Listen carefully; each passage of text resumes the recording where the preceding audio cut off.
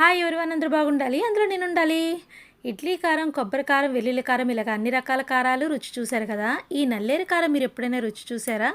ఆరోగ్యానికి అయితే చాలా మంచిది. అది ఇప్పుడు ఎలాగో నేను మీకు చేసి చూపిస్తాను.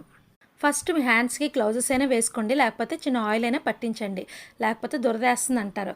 నల్లేరుని శుభ్రంగా కడిగేసి వీడియోలో చూపించినట్టుగా నారలు తీసి చిన్న చిన్నగా ముక్కలు కట్ చేసుకొని ఒక 2 రోజులైతే నేను ఎండలో పెట్టాను. ఎందుకంటే వేగించినప్పుడు డ్రై అవుతుందని చెప్పి ఎండలో పెట్టిన తర్వాత నేను రెసిపీ చేశాను. ఓకే, ఇప్పుడు ఒక ప్యాన్ పెట్టి శనగపప్పు, మినపప్పు, ధనియాలు, జీలకర్ర, ఎండుమిరపకాయలు ఇవన్నీ వేగించుకున్నాక లాస్ట్లో నేను ఉల్లిపప్పు వేగించుకొని ప్లేట్లో చల్లారబెట్టాను.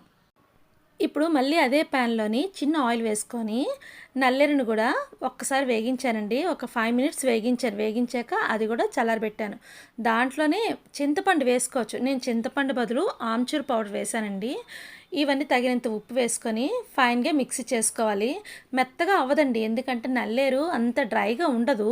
సో మీకు కావాలంటే మరికొంచెం 2 సార్లు మిక్సీ చేసుకోండి.